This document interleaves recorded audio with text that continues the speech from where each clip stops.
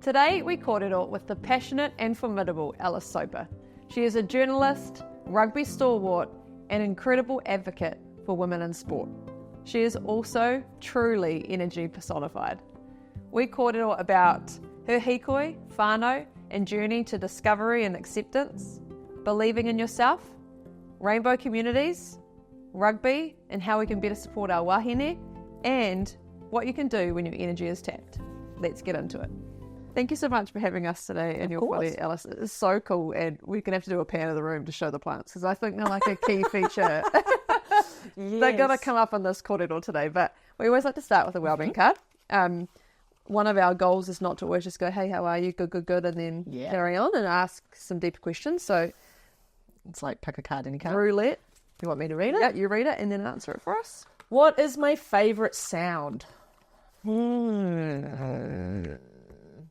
My favourite sound, there is a particular bird that hangs out here and does like a descending note thing. It's quite repetitive, but I enjoy that. And that's probably one of my favourite sounds. Yeah. I think it's actually just a tui learning how to do more interesting noises, but it usually starts with the...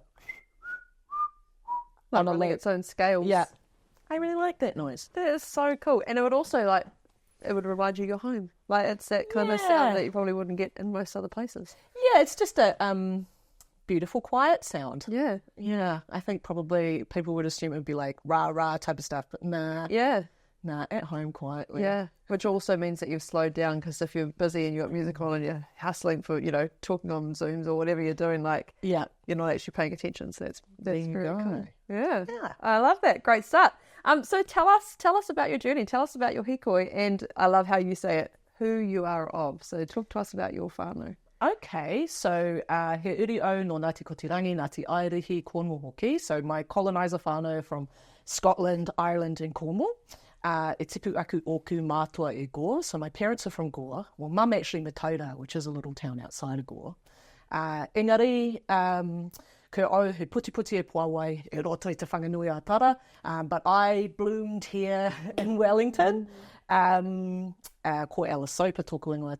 And obviously my name is Alice. So, yeah, my whānau story is similar to a lot of tangata tariti, in that we came here as a promise at a better shot at establishing a better life. Yep. Not mentioning what that was at sacrifice to, the people that were already here. Farmers down south. I always say, my mum and dad, they met at Gore High.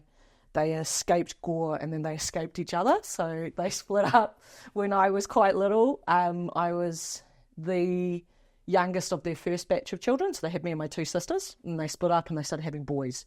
So I have, Dad keeps having kids now. So what is that? My mum has one son and my dad has three currently. Yeah. Wow. Yeah. So big whānau. Grew up here in Wellington, born and raised in Wellington Central, and then ended up out here in the hut, which I don't think I could live in Wellington Central again, to be honest. Something about its pacing, but also it's really white, in a way that you don't notice as Pākehā until you're removed from it, and then you go back and you're like, oh, what? What was this about? How come this is all happening here? So love my community out here, living in Wainui. Obviously, have a weird job these days in that, just sit in that corner most of the time and think out loud. What a strange job. That's gold. And then you nod to yourself like, that's a great idea. Yeah, great point. Yeah. I'd like to challenge you on that thought. Yeah. And another thing. This sounds like my dream job. Right. You too can get paid poorly to care deeply. Tell you what, this one is not that lucrative, but it brings a lot of sunshine and a lot of joy, and that's what we're about. Exactly. So you came out a lot later in life than I don't know, than what, but Yeah. And so you've had a really unique journey, and the big part of that was the lockdown as well, which is a really fun part of the story too. But talk to us about sort of that journey of discovery and acceptance that you've been on. Yeah, it's an interesting one, eh? Just even that question around timing of stuff. I don't know. You figure things out when you figure them out. you figure them out when it's like safe for you to do. Like, I think it's a really interesting one. There's a lot of conversation about this, right, within rugby communities around coming out and finding self and all of that. But like, it's, for me, it's more of a, rather than coming out, it's coming back in alignment with who I was when I was smaller, and putting off that pressure that other people had put on me. And so I think a lot for me, when it was like the not knowing, because I wasn't necessarily the person who was like, you know, when you talk to some people, they're like, oh, I always knew when I was 8, whatever.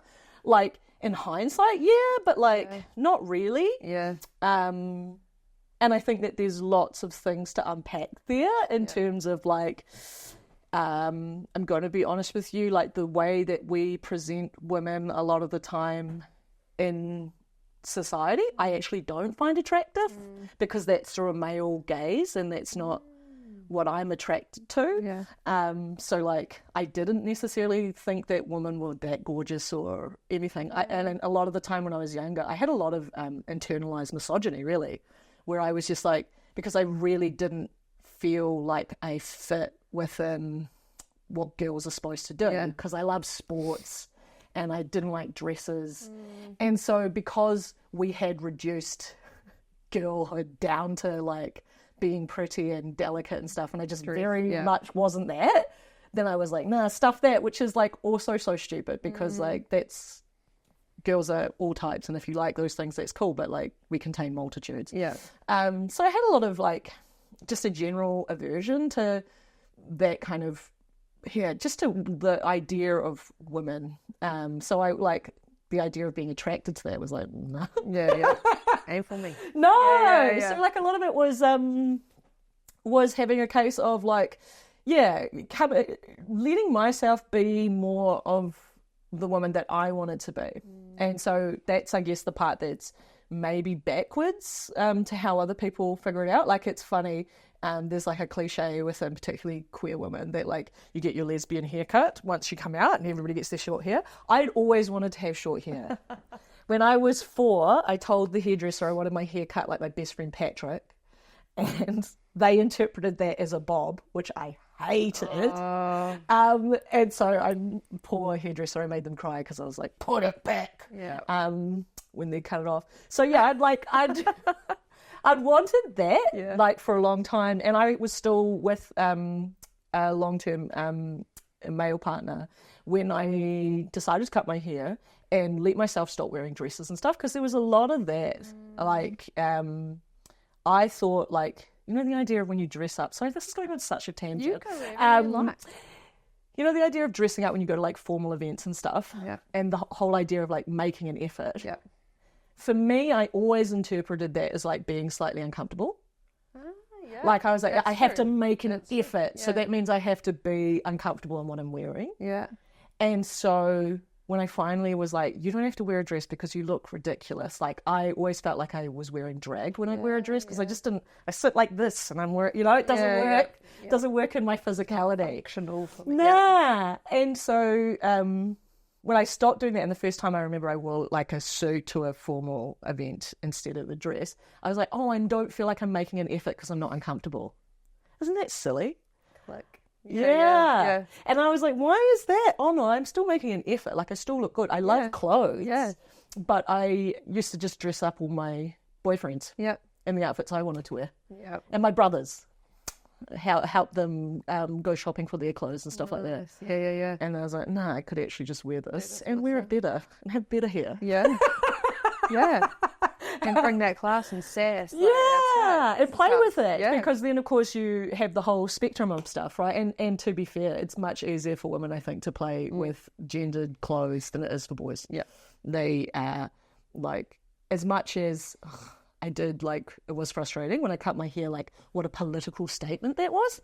Isn't that silly? But, like, it really was, you know, and I had some people say some weird stuff. Like, I remember a family friend asking me what my dad thought. I was like, are you serious? I'm like 27. Who cares? So that was a weird responses from people.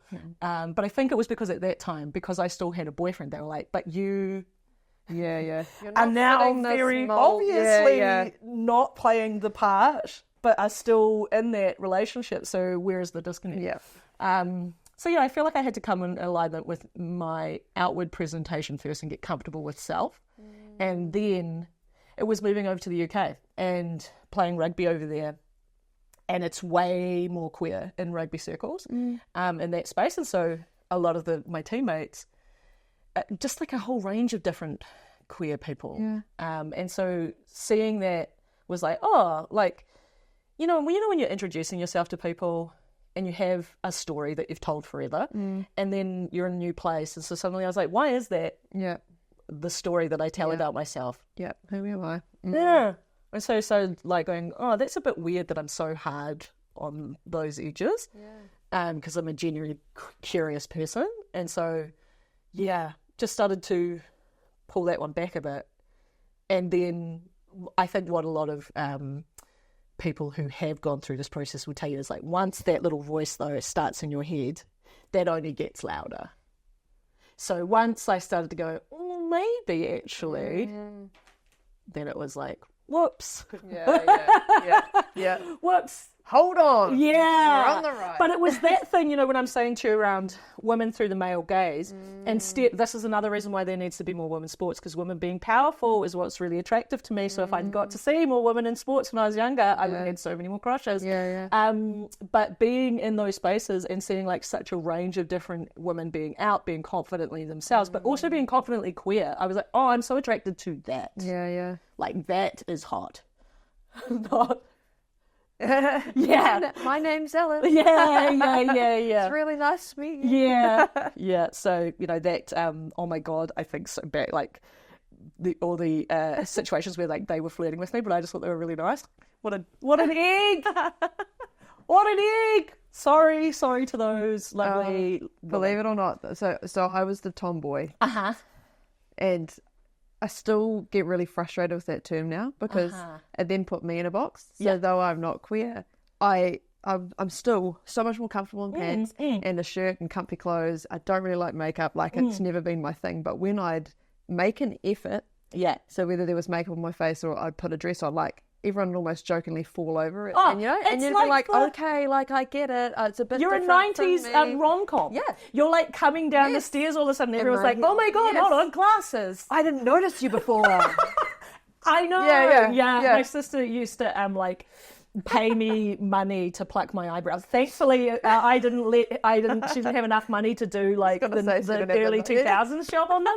But like, she would be desperate. She would dress me up every now and then. Honestly, the like, who is she about it all? There was an element of that because, look, I'm a show pony, so there's an element of attention that I didn't hate about it. But it was also like, I feel very conspicuous. And out of alignment with self. Yeah.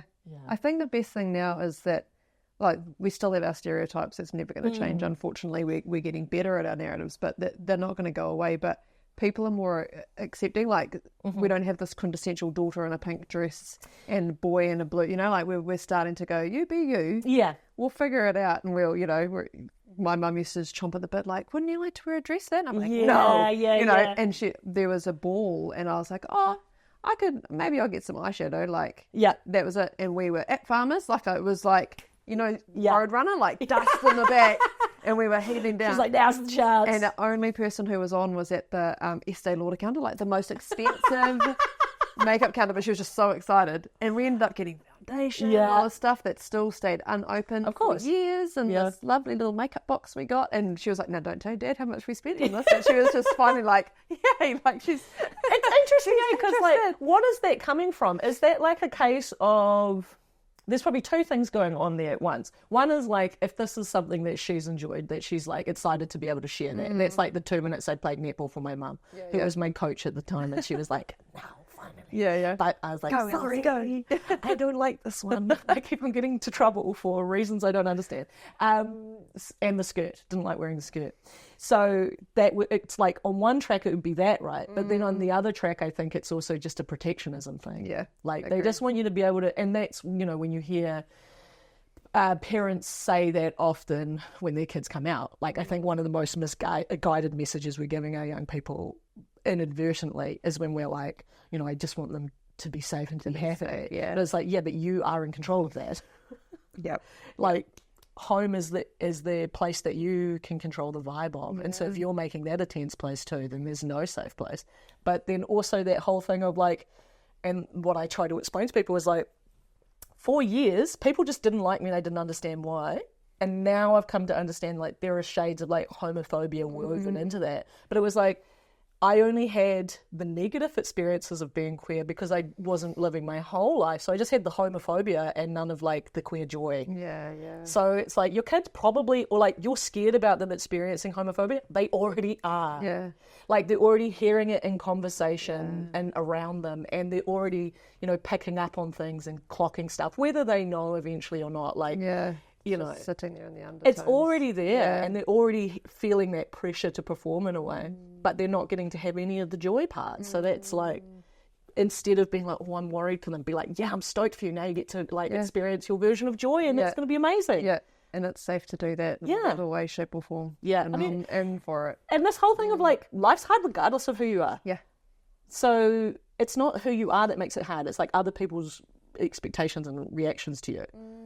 Like who you are isn't hard. It's other people's shit. So don't take it on. I love that. And you've brought us into this really well because what is your advice for whānau, for friends who are either recently supporting someone to come out or have just potentially not managed that well to this date so far, but are going to hear this and go, oh, I didn't think to do that or say that or be that way. So what is some advice that we can give to our whānau who just might need a little bit of extra support around that? Like, let kids experiment. So I mean, it's that whole thing too around like, you know, when you're in your teens and you're like, I don't know, you're like, I'm this type of kid now and like wear these clothes and try these outfits and stuff like that. You're trying on different identities, see what fits. Kids are going to probably do that again when they come out, because there's all types of weird rules we've put on ourselves to make ourselves like fit in the, like we're never very good at it, but we try. And so like, you know, I know with my partner, for example, she's gone through a whole process herself of like, when we first got together probably was more feminine, like often when we would go out and things, and that slowly unpacked as we've gone along, because she had all types of things. She was like, oh, those are like, I can't wear that, I'll look gay, right? And so you've put there like, oh, I don't want people to clock me in a way. And so then it's like the unpacking of that. So sometimes what happens is just like anything, people swing really hard one way. It's like when my sister was a goth for a minute, you know, and she like dyed her hair black and like wore the fucking big, big moon boots. Like, do you remember those big like, and was like real in on that. And then now she's just like a suburban mum. And that's figuring things out. And so I think like when your kid comes out, I think one thing you might see initially is they're going to try a lot of those things on and they might start looking like very stereotypical lesbian haircut. Okay?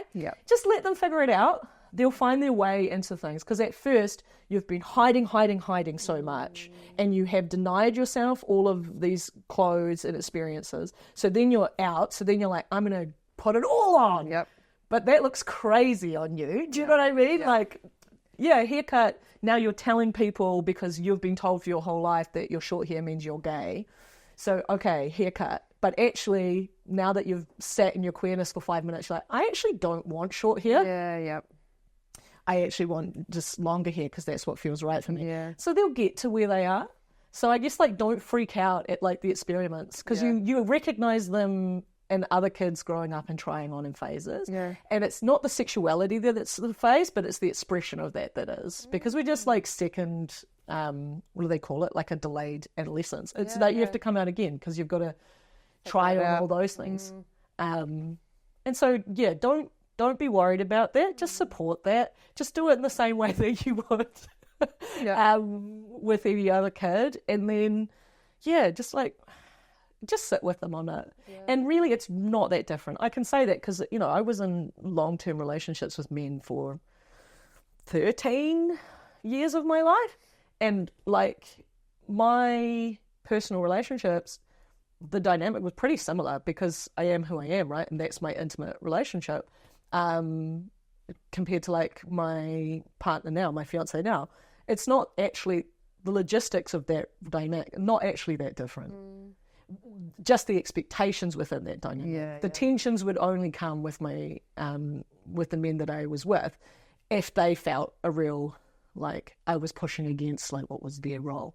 Gotcha. And that was only when they were younger. The last nice boyfriend that I had, which is part of how I could figure it out, is because he was a lot more relaxed around what those roles were, and was actually quite happy that because I was who I was, it allowed him to be a more emotional person like he was. He didn't have to, like, do faux stoicism and type of stuff. Nice. It's like, some people are that, not everybody, and not all the time. Yep. We need to start just unpacking all of these expectations we have of anyone and just be like, who are you in this space? Yeah, because you have to think, like, if we're putting one person into one box, there's usually a jigsaw piece, so there's another box that we have to put these two in to make it all fit together, right? Yeah.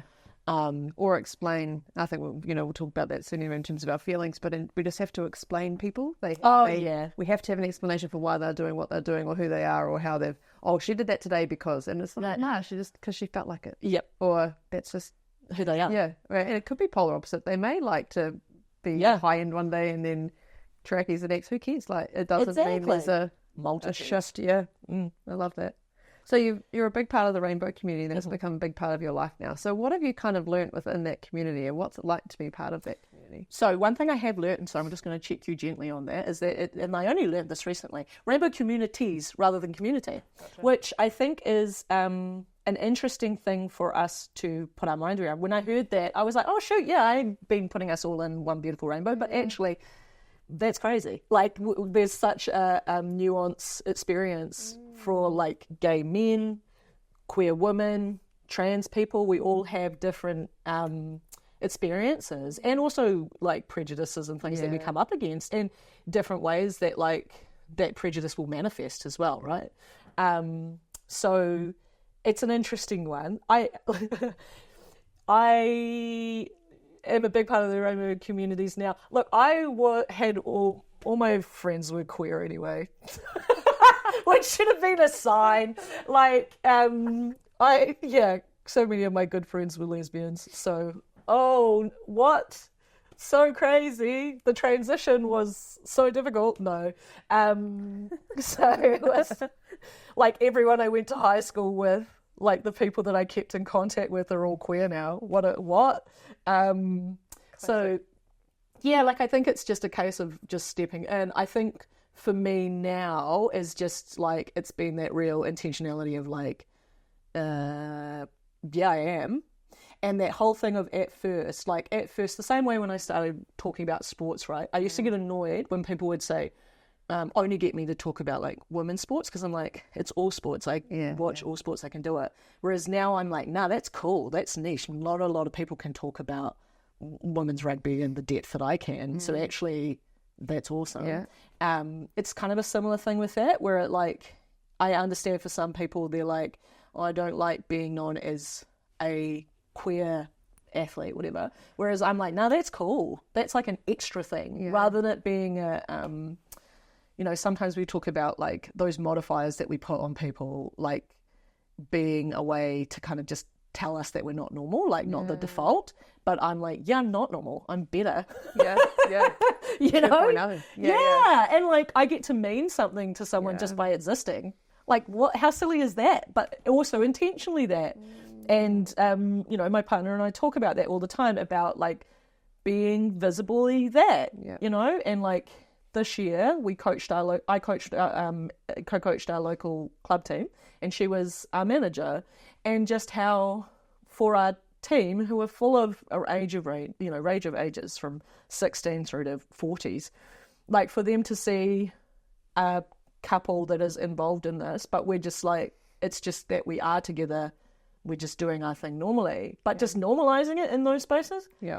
But not hiding it either, because I think we've had a tendency in that to be like, we don't want to be shoving it down people's throats. So then we're like, but then you're just making it weird because you're only doing like one extreme or the other, whereas it's like we're just existing. Yeah. And how you don't realize how just doing that can have a massive impact on people. Because I know there's a couple of young ones in our team that I'm like, one day.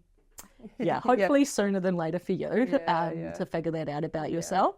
But also to check them when they're still like, because kids are still using, you know, gay as an insult, stuff like that. So checking them on it. You know, if that happened at one of our trainings where one of them had said something and I was like, oi.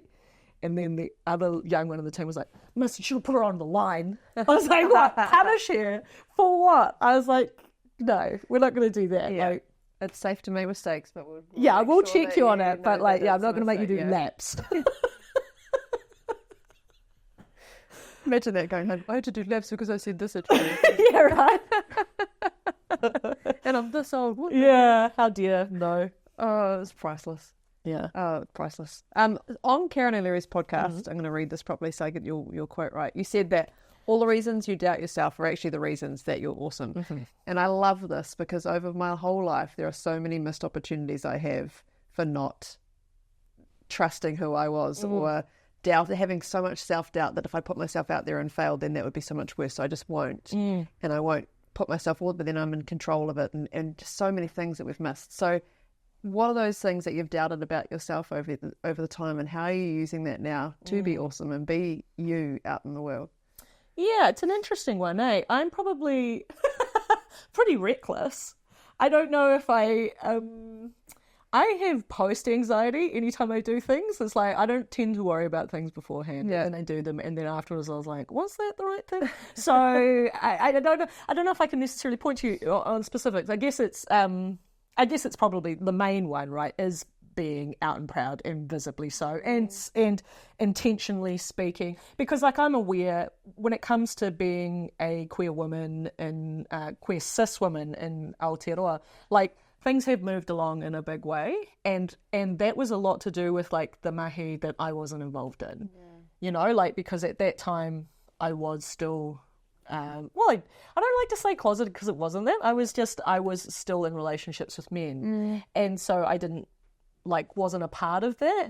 Whereas I think now it's like being very intentional. I am out. And so now it is very important that I continue to, you know, help progress things for all of our communities. Yeah. And that's, you know, particularly when it comes to, I guess, the work that I do, which is tightly related to the women's sports community, and that people will love to tell you that the main issue for us right now is trans women's participation in sports, which is just a fallacy. And so I'm not going to let people use that against everyone. Yep. You know, because it starts with one group that you're picking on and kicking down. But if you roll that out, we've just talked about expectations of who people are and what that means. If you start going down that line, it shouldn't just be about you, but it will end up being about you too. Yep. If we start policing trans participation in sports, that's going to have negative impacts on cis people as well, and all of our expressions and understanding. And it's just like, I think a lot of the time we forget what sport is for. Yeah. Which is like, it's just playing a little game that you played when you were a kid. Yep. And now you're doing it as an adult. And that's cool if you get to do that. But, like, calm down. It's just a game, you know? Yep. I have an example of this. So my son, all three of my kids actually play football, but we were at a game that I won't talk about the schools or the, you know, but it was on Saturday morning, and with our 10-year-olds, and the coach of the other team was swearing, getting frustrated if his kids kicked a football and missed the goal. He'd chuck his head over his head and he'd walk. But I was like, how is this a safe place for your kids to even learn? But I've always said I never want to be the last coach of anybody. So I've coached for years in netball, and I never ever want to be someone's last coach, because that means that I didn't take care of them in the environment and let them be whoever they are, but enjoy just the process of it. And I've tried to always make sure that it's never only winning that we're talking about, like, hey, our goal is to win, blah blah blah. Actually, our goal is to deliver, and if you deliver, you're going to win. So just take care of your job. Make sure if you see someone else not be okay, that you check in, you make sure they're okay. But I think that's a really important thing we kind of lose our focus in the higher up and more performance we get. We just lose focus of the fact that if they're enjoying it, if they do their jobs well, the outcome will take care of itself. And we just want them to keep coming back. coming back. This is, But then you listen to like the high performance athletes and they say versions of the same thing. Yeah. Because they're always like, I remember Adi Savia saying this a little while ago, where he was saying like, everybody had been on him about like, you've got to improve this and improve this, improve this, and he'd forgotten actually why he liked playing. Yeah. And so then he focused back on what he liked and then was, had a great season that year. But I just think it's just that whole thing, I don't know, I feel like we overcomplicate things at times. But it's like, you really do need to be enjoying what you're doing, no matter what that is. Yeah. And I mean, there's obviously layers of that where there'll be in times where we don't have the privilege to be doing that and we have to be turning up and we have to be putting food on the table and we have to do the stuff that's maybe not bringing us as much joy. But like when we are stepping into those spaces that have at some point represented that, if they start to feel unsafe, then that's an issue. Yeah. And that's like, I think about that in terms of mental health and sport a lot too, where we have this weird thing that goes on where we're like, oh, mental health doesn't exist in sport. Then we have choking, yips, what's the other one? Like there's all these different terminologies for it, but it's the same thing. So it's like, are you pretty sure that's actually a version of it? Yeah. And we talk about people now and we'll be like, oh, they're weak now, da-da-da. They're the canary in the coal mine. If somebody has experienced mental health challenges in the past, chances are they're more sensitive to when things are amiss. And so if they're not feeling good in that environment, nobody is. Okay. But it's just that they are your canary and they're giving you that signal earlier that this isn't right. And so then you can latch onto that and turn things around. Yep. Because no sport should be making people feel bad. No. And I hate that old school shit. It's really interesting. I get that from my players. Sometimes the older ones, they'll be like, I want you to like ride us more. And say, why do you need me to do that? Why do you need me to yell at you or like be hard? You're already hard on yourself. Yeah. Like, why do you need my voice to echo your voice? Yep. I know and if I'm not doing that, if I'm not being like, get on the line, da da da, why don't you have that in motivation for yourself? Because that actually, you need to find that self-motivation if you're going to go higher anyway. Yeah. So I don't know why I have to ride you on it. Like, I really... Yeah, I don't know. I hated that stuff as a player. Agree. Me too. If someone gave me one compliment, I would do things forever. Really? To try and get another. I don't like compliments. I offend those. No. Tell me I did something good. I'm doing it 1,000 times. Yeah. I just want to. Tell me I did it good again. Tell me again. Yeah. What else? Do you notice me. Notice me. Yeah. I was always trying to do that, but I was as soon as I'd actually noticed and say it out loud. No. Don't say it. Yeah. I mean, I say that. And then my partner would tell you, do you like compliments? Because she will say that I'm like, anytime she tries to say anything. So I don't know, I have a weird thing. If it's like someone close to me, I'm like, I never believe you. Yeah. But if it's a random stranger, I'm like, how lovely. Yeah. She hates it. If I tried to make it a goal years ago that I would just accept it without like defending it. Oh, yeah. Even if they're like, I like your jersey, I'd be like, I got it on sale for $5. Yes! No, I have to tell you what op shop it came from. Yeah. This one was Wainuiomati's Salvation Army for $10. Hey. Pretty good, hey? But that's or, oh, your hair looks like that. There's always something that I could shoot back with, like a barb to be like. What is it? Why? And so I was like, you're not going to do that anymore. And you're going to just go, thank you. But God, it's like poison. It's a horrible thing. It's an interesting thing, though, because I do think in terms of like, look, I'm confident that I do things, and I was talking to my partner about this the other day. All of my jobs I've had have been me doing things for the first time in front of an audience. So weird. So weird. They're like, oh, do you want to try and do the show? Never done this before. Are you sure? It seems very risky. Like, every version of this, even when I was working for Trevor Mallard in his Petone electorate office, he just gave me the keys, and then people came into the door with problems navigating government departments, and I had to like help them figure that out together. And I'm like, I don't know what I'm doing, but we'll figure it out. I got you. And this has been like replicated in all types of things.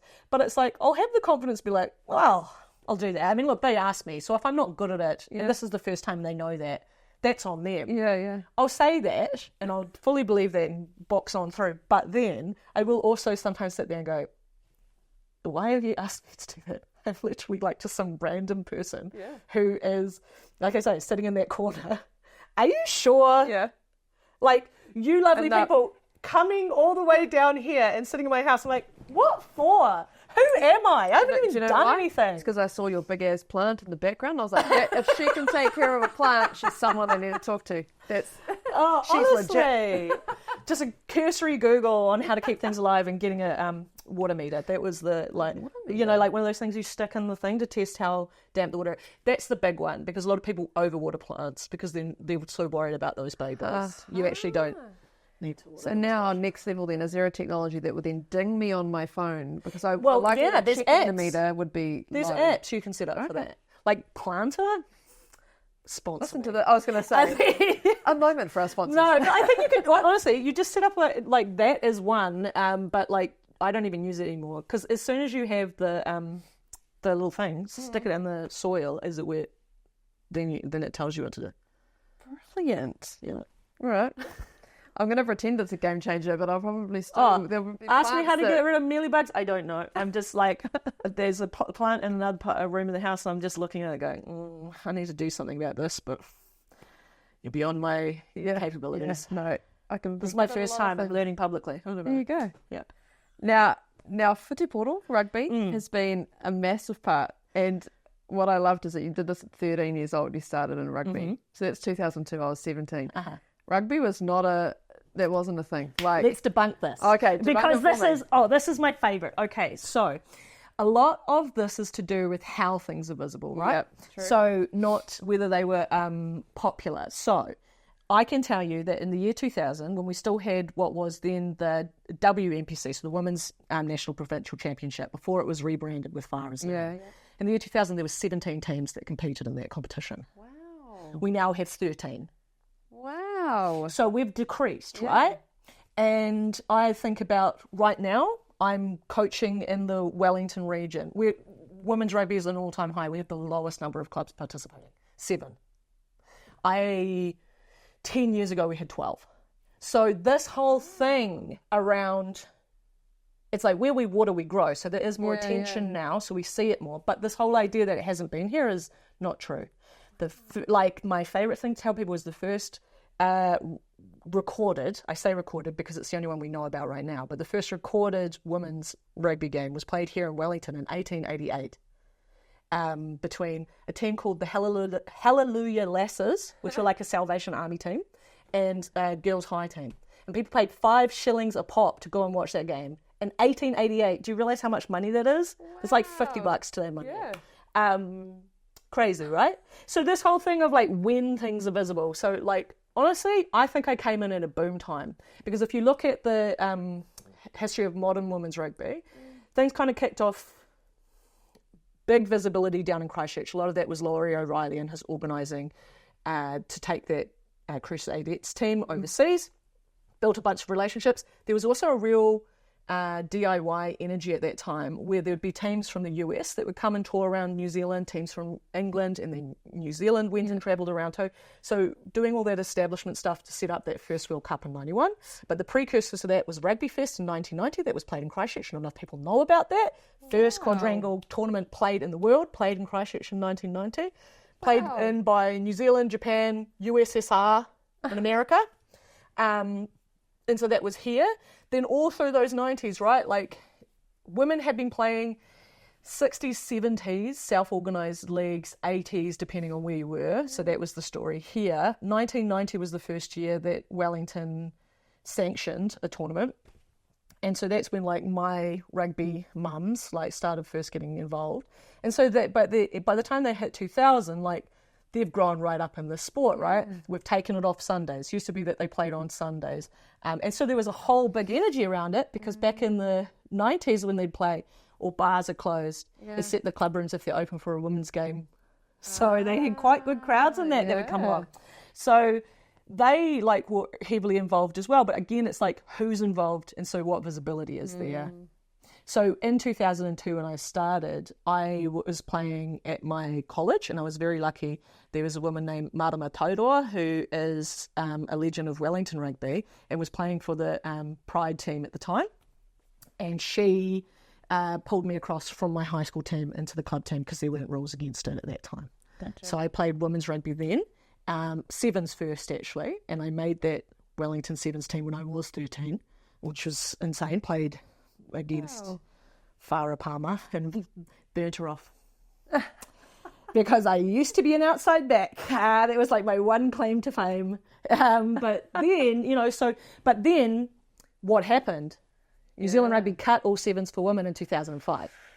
So that's why we're saying now's the time, because like administrative decisions happen that knock our cans over as we're building them up. And then me having a memory that says these things is very naughty and gets me in trouble because you're not allowed to remember things that happened, apparently. That's in every industry and code and workplace and country, right throughout the world. But yeah, so no, I guess all of that is to say, like, no, like things were kicking off at that time. The first game I ever saw on TV was in 2003. A World 15 came here to New Zealand and played the Black Ferns. And there was a couple of games that were played, and I still remember Hannah Porter, who is now, I think, has a changed name, but I still remember they were playing before an Auckland NPC game, and last play of the game, she was just outside the 22 on the sideline, had to kick the Myers, I think. Hannah Porter might be her name now, Myers. Anyway, she had to kick the conversion. Windy day, fell off the tee twice, so she picked up and drop kicked it. It was so cool. Mic drop, game over. Yeah. Lights fade. Yeah. That was, World 15 at that time. So, like, there were things going on. We just didn't know about it. Yeah. Like, the visibility wasn't there. And I think that's the difference. Yeah. Whereas netball had an established commentariat, had an established, like, media visibility on it. We knew to report and talk and show that. And it was acceptable for us to be doing that too. We knew about it. But I think, honestly, I would love us to get back to the 2000s, early 2000s, in terms of how big it was at that time. When I played school, I was playing 15 aside. A lot of the time now, the girls in schools are playing 10 aside. I was playing 15 aside. We would play in Hurricane regional tournaments. I'd play against Taranaki, where Kendra Coxedge is from. Her and her twin sister were in that team. We'd play Taranaki, Manawatu with Salika Winiata would be in the other team. We'd play Wairapa Bush, Poverty Bay. You know, teams that people wouldn't think, like, that are having to re-establish now. We played them 2002, 2003, 2004. So, yeah, a lot of it, it's like, go back to what was going on then, and a lot of what was going on then was women organising women. Yeah. And so it's like going back to the future in a lot of ways. Marty McFly, we need your code. Yeah. Right now. So with that, you are a massive part of the Wainuiomata Rugby Club. / community within that as well. So you've made the transition from player to coach, but kind of still player, supporting the team there? Thankfully, I didn't have to play it all this year, there you so go. that's great success. So what keeps you in there? What's your driving force to... Yeah, my relationship with the club is difficult, I'm going to say that. Yeah. And to be honest with you, I'll probably leave next year because we're still having the same roundy rounds, you know, and I'm still a problem because I'm still saying the same thing I've said all along, which is respect women. And we've done better than we have, but it's still a fight, and I'm sick of it. So that's just being honest there. And it's difficult because I live and love this community, so it is really hard to not feel supported in that space. But it's also about energy, right? I stepped in as a coach. I was talking to my lovely friend Vanya Wolfgram, who works at New Zealand Rugby. We were talking about like where it is that women get involved as coaches, and that there is, you know, so many of us in community spaces and less further up the ladder.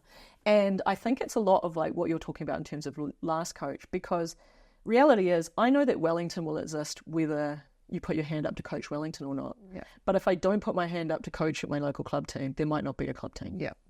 So in terms of, okay, I've got X amount of volunteer hours I'm going to give, where is the biggest impact I can have? Yeah. That's where you do it. But for me also, that was because of those women that raised me in the early 2000s. Yeah.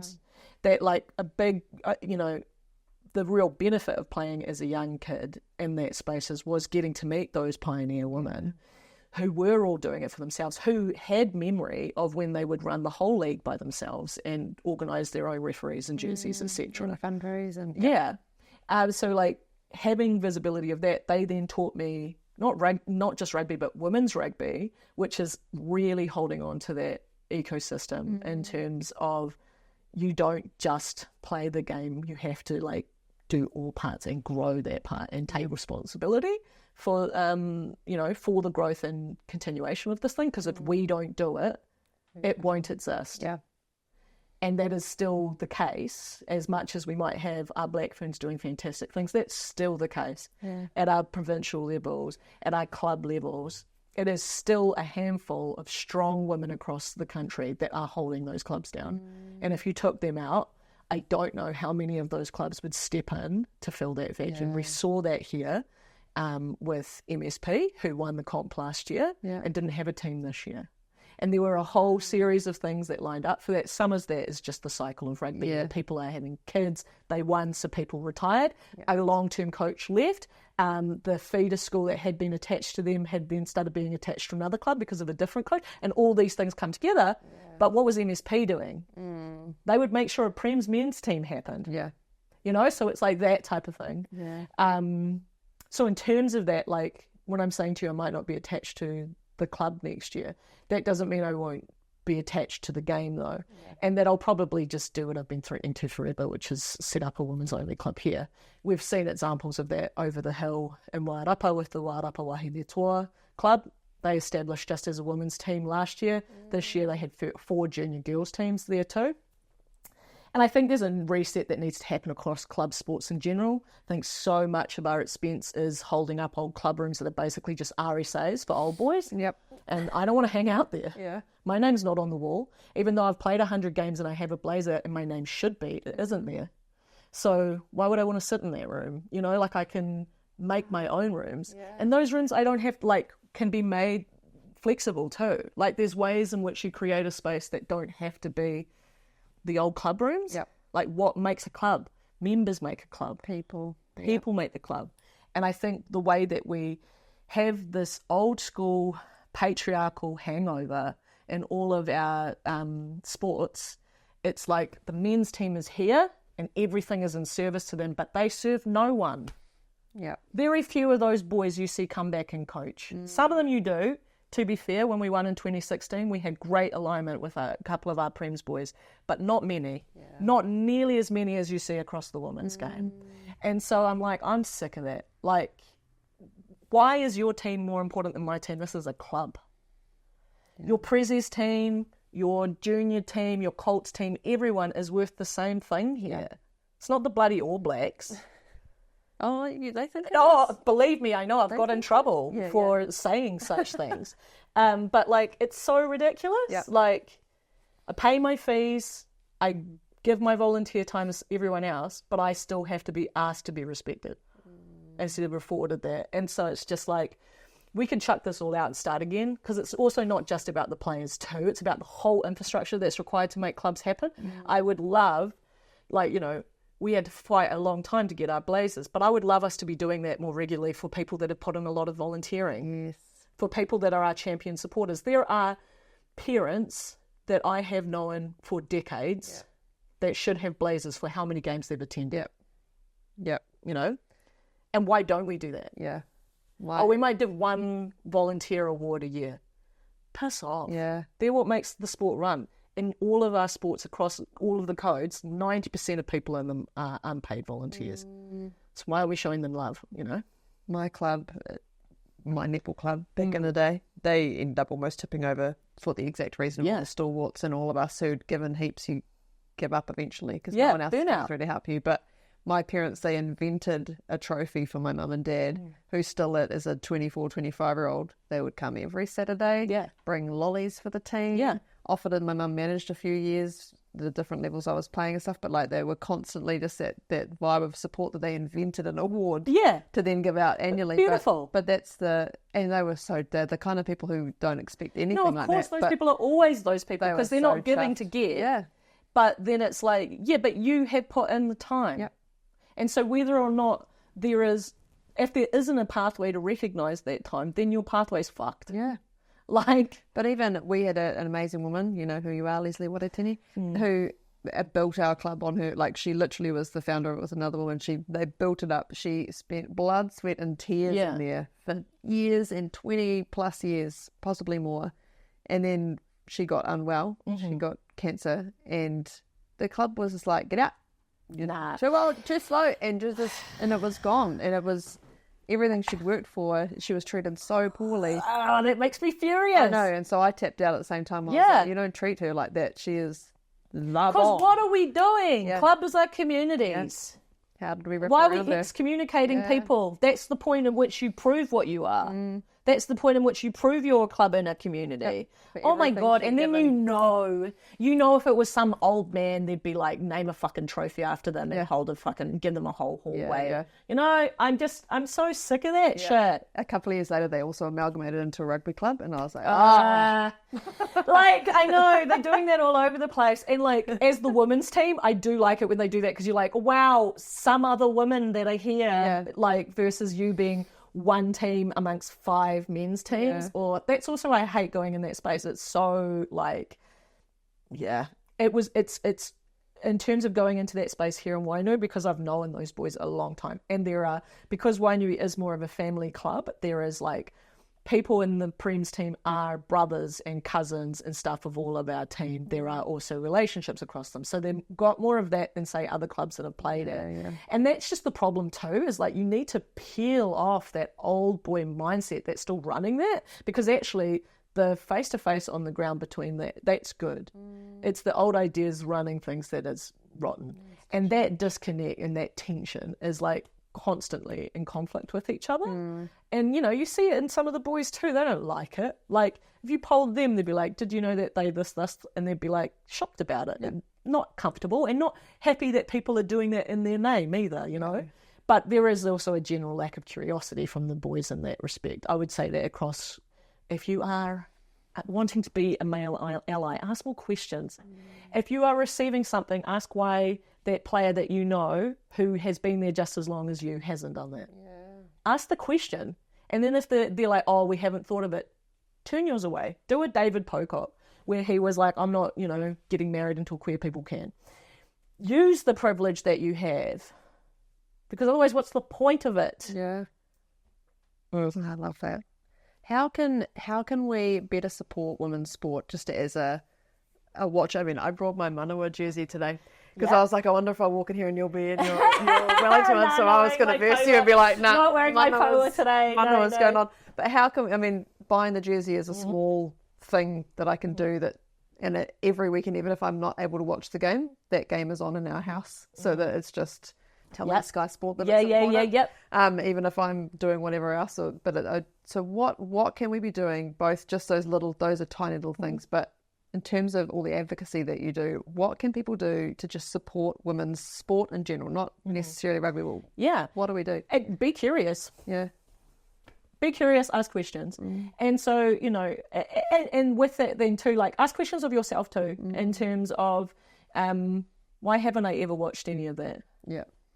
And then the answer to that sometimes can be because there isn't an ability to. So then ask questions of why. Yeah. And then put pressure on people to give that to you. It's also just like a reorientation thing. You know what I'm saying to you about the modifiers we put? So behind you guys over there, there's a photo of a group of players and that I played with when I was in England, and they were all internationals for their different countries. And I asked them to sign the photos for me, right? And that was the beginning, I think, of the reorientation for me. Yeah. Because up until that point, I found it hard within my sport to be fans of other women, because when you're playing, right, you don't want to put anybody up, right? I've got to keep you on my level so I can turn up and I can play you when we're playing Auckland or whoever else. So you wouldn't want to put them on that.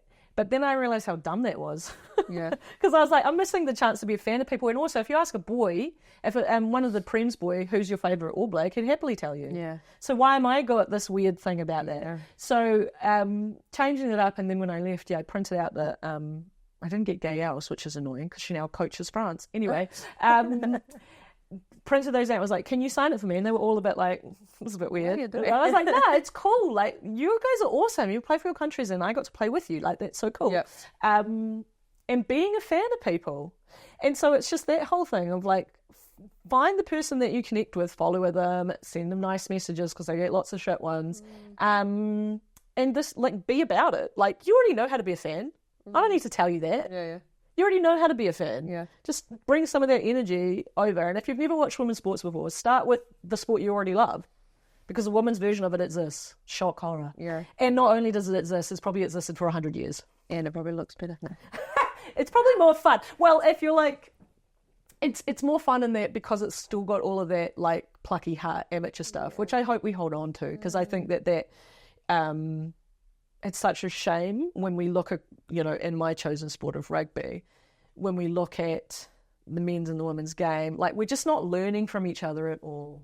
Like there's so many things. They've had a 30-year experiment of professional rugby for men, and we're just copying and pasting the same things that we know 30 years on don't work. And that's really frustrating. It's like, why can't we learn from each other and like zig and zag and be like, okay, like, yeah, the men did go through this for years, but it doesn't actually work and it's not sustainable. Or like this might be attracting a different audience and building things in a different way. So I just think, be curious, ask questions, and relentless too.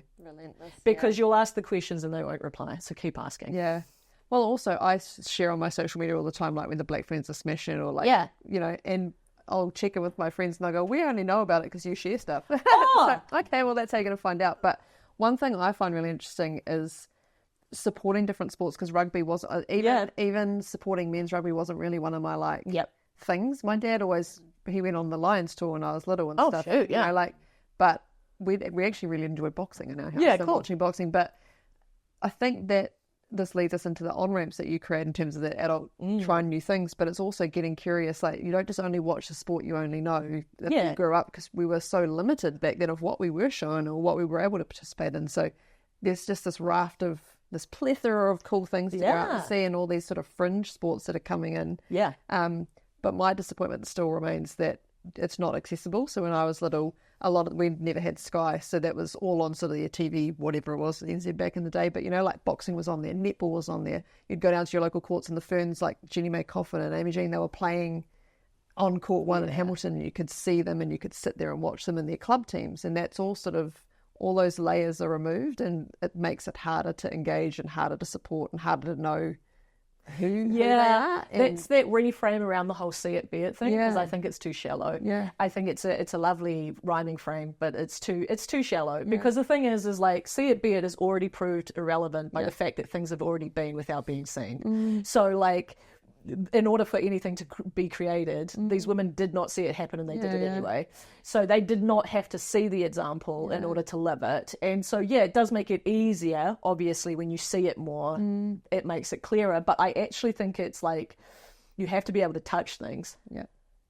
And like, because if I think about my own rugby journey, I say to you, look, I came in, I was playing 15s, I got touched. I got pulled into the club space by my sports coordinator, and how important that was, because when she left my school 2 years later, there was no girls team at my school anymore. And because she had reached out and touched and pulled me in, I then stayed involved in the game because there was a club connection there. And then when we left that club because they were terribly sexist, they then reached and pulled us into the next place. So I think it's like, it's touch more than CB. More than C, it's touch that's important, because also touch can also mean in this part, right? Yeah. Particularly when it comes to like how we're selling sports, more in this stuff. It's all about the jerseys and not about the hearts that beat underneath them, and who gives a shit about a piece of fabric? Yeah. There's so much in the jersey.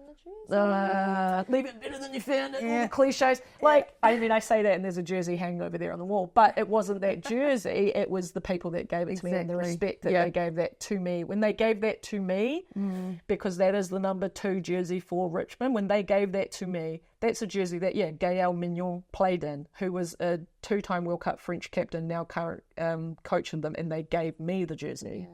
And so, like, it's the respect being attached, not the fabric itself. And so I just think, we lose we're like flatten everything down. Yeah. It's like you could just pull that person out and replace them with someone else, because it's all meaningless. There's no, like, heart to the, we've heard that story 1,000 times. Yeah. You're not wrong. And build on the legacy of it. Yeah. Yeah, it's all there. Yeah. You do so much. And all of us do, we always talk about the juggle and the juggle is real, but you've got, I'm going to read this properly because I want to get this right. So it's not, we don't just want to know what you do for yourself when your energy's tapped, because you can talk to us about what that's like for you, but how do you do it? Because we really struggle to put boundaries up or communicate what we need or even understand what we need when we are tapped with energy or just feeling off, and we may not know why we're feeling off, we just feel off. And we can't explain it. There's no reason. And people often want an explanation from us of, well, no, what's going on? honestly, I just don't. It's just, I don't know, something's just feeling off. So talk to us about that. So not just what you do, but how you do that. Not great at this. Listen to it. No, so like it's an interesting one. I think I was just talking to my friend about this last week, actually, about how I'm so much better at understanding my physical limitations than I am my mental ones. So like, this was in the context of a hangover of all things, but like we went to a house party a couple of weeks ago, and I knew I was going to be a write-off the next day, right? So I had like got the chicken nuggets and they were in the freezer, had like got the Powerade, like had made sure I had no plans that day, you know what I mean? Because I knew that I was going to be physically unable to cope. And I was like, isn't that weird how I like nail that in terms of the physicality? And I was, pretty good at that when I was playing sports and stuff too. Like I was like, oh, Sunday's going to be a write-off in terms of being able to move my head left to right, like this type of stuff. Yeah. But when it came to, hey, you've booked a pretty full-on week, like where's the emotional buffer of that? I'm so bad at that. At understanding that is a limit too. I think I outsource. That's bad. A lot of that is outsourced to my lovely partner. She's the one that checks on me and is the one that's always telling me you're allowed to just feel a thing. Yeah. And she, like, I think probably particularly when things, because of the nature of my job, every now and then like a story will spark off and then everybody wants to talk to you, and that can be pretty full on and a heck of a week. And she's always good at telling me that's enough interviews. Yeah. Yeah. No more. You've done enough. Like, and to put that limit. And so then her giving me that permission has allowed me to do that better, I think. And I think that that's often the case. Like, other people are better gatekeepers of you than you are of yourself, right? Yeah. And so, yeah, I think her modeling that to me and like holding that space for me has then allowed me to grow more in that. But I'm still not great at it. I think it's just, but then it's also just learning your brain, right? Yes. Like, I'm aware there's probably a flavour of neurodivergence that exists in here. I'm not any type of wealthy or patient enough to go and get it checked, nor do I feel I need to be honest, because I've kind of got the handle on how to ride this to my own success. But like that is also a conscious thing too. Like I'm aware I can churn a lot more than other people. Like I start with a base level of energy that's higher than other people. Yeah. Like that was the very interesting part of when I was in lockdown by myself in this house. Was about a week into it. I remember standing in the kitchen, and I was like, I feel like I'm on drugs. So I'm like so amped right now, like so up. I feel like I've just like drunk 100 coffees. And I was like, it's because I've got nobody taking my energy off me. I'm usually giving it out all over the place to bring it down to like a manageable level. But whereas I'm like, if I'm by myself, then it's like, there's too much, like, can't to give my word count. Yeah, give it to somebody else. Please take my energy off me. But yeah, I think with that, it's slowly, like I say, she holds that space for me, checks me, and then that's getting better at figuring that out about myself, but also getting better at knowing that I'm bad at that. Being accepting of it. I think this whole idea of like that you're going to fix everything that's a problem for you, soz babes, you're not. Mm-hmm. Sometimes it's actually just going, I'm bad at knowing my emotional state and I'm always going to be bad at that. So what that means is I need to have a person I check with. Yeah. Do I seem all right? You seem like you're a bit highly strung at the moment. Cool, got it. Yeah. Then I'll go and, do my little whatever. Drawing actually probably is slowing down. Doing things with my hands. Yeah. Cooking. Yeah. Cooking is probably a big one too.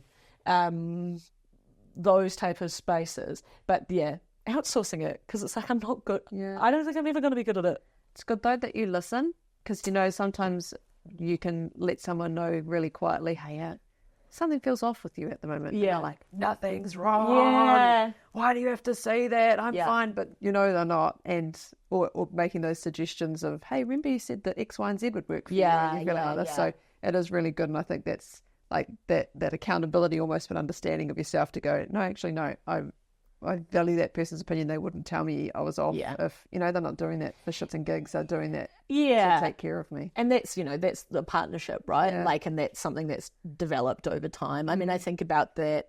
I've got my gran over on the mantle over there. I don't actually have a picture of my granddad. I need to have that because she used to say that he would do that for her because we're temperamentally quite similar. But he used to every now and then just put their hand on the nail, like it's it's enough. And I notice Bailey does that to me every now and then. That's what my mum does when Dad's had too many bezies. That's enough now, Stanley. And then she'll get louder. Stanley, I've said that enough now. But no more. You got to just find that check person. Yeah. And like I say, for me, that is my partner. But it doesn't have to be your partners either. It can be, your siblings or, your mates or whoever that is. Yeah. Or in some cases, it can be your therapist. Yeah. And that might be the right person that can help you with that. So it's, I just think it's a case of finding that person that you can trust and then, And pretty much wanting right back to where we started in this conversation, make it safe for that person to tell you about it. Yeah. Don't be hostile or rough when someone's going to give you a piece. Oh, I definitely am that too. Let's not pretend, okay? Because Bailey will watch this. Perfect. Bailey will watch this and be like, I'm going to clip that section there. Put it on a replay. Hey Bailey, just so you know, there's a button you can buy and you can put the audio in it and you can just push it every time and it'll just play it. Yeah. That's Emily in the office. Oh yeah? No, she'd be like, get out of this. Who even are you? Love this podcast version of you, you liar. Now, I feel like I already know the answer to this, but where is your favourite place and why is it your favourite place? And that'd be my backyard. And that would be a couple of things. One is like the immense privilege that it is to own a space. Let's just be honest about that.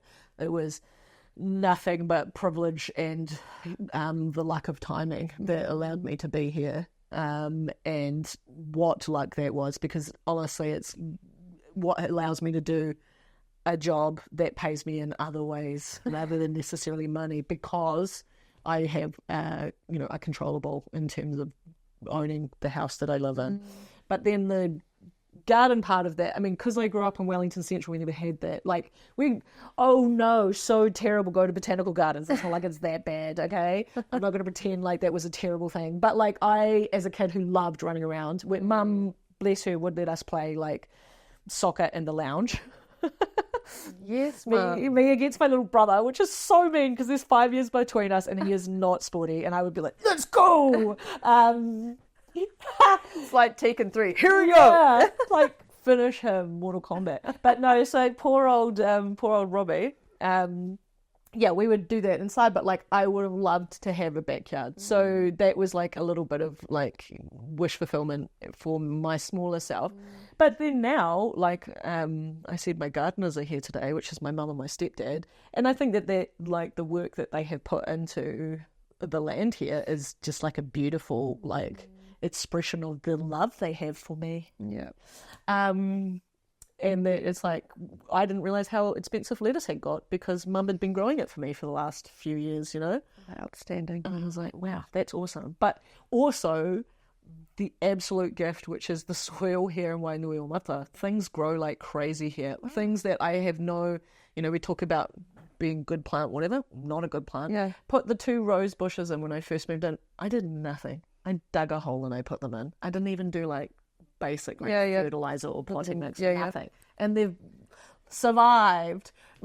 If you don't get aphids, I'm going to be so cross because I did the same thing. I don't take care of them, but I love roses. But the aphids get them when it's... No aphids there. No aphids there. And they're even my mum, because they garden at their house in Calvin and then they garden here, and they're it's crazy the way that things will grow here. I guess it's the soil. It's probably why they love coming here so much, because they can see the fruits of their labour quickly. Yes. Yeah, it is interesting in that we are only, 30 minutes apart, but just how different the different outputs of what takes, what doesn't. I love that. Yeah. We have a special question to finish. So every interviewee asks the next interviewee a question. Okay. They don't know who they're asking it to or of. Okay. So if you can read it out for us and then answer that question. If I could have a meal with anyone, who would it be? And that's Phil Borrell that's asking me that question. Dr. Phil. Dr. Phil? Dr. Phil. If I could have a meal with anyone. You know, we've had a version of this question, which is like, would you rather go 7 generations back or 7 generations forward? Oh, I like And you know what was interesting about that question is I've found it's like very much divided between Pākehā, non-Pākehā people. Yeah. Pākehā tend to be like, let's go forward because that's our worldview, right? Yeah. Versus like, particularly my Māori friends will, you know, walk backwards into the future. They're always like, go and see our tupuna. So I guess I'm hedging there because I'm saying if I was going to have a meal with anyone, who would it be? I think it would be like my great granddaughter. I want to have a chat with them, go and have dinner with them. Tell me, was it worth it? Was all the scraps worth it? Did we get there? Yeah. Did things get better? What's it like? Yeah. Or, what's going on now? You probably find she doesn't like sport at all. Oh, probably. Sport doesn't exist. Honestly. And you'll be like, for the love of God. Yeah, they'll be like, we cancelled that. It got too hard. So everyone was just being sad instead. Yeah. I love that. Yeah. Maybe that's my question I put in the book, the generation one. I really like that. But there you go. Thank you so much for your time today. It has been epic. And I know anyone listening is going to have so much to take away from that for so many different lenses. So I appreciate your time. Thank you for having us and your beautiful face. Thank you for coming. Thank you. We will see you again next time. Ka kite.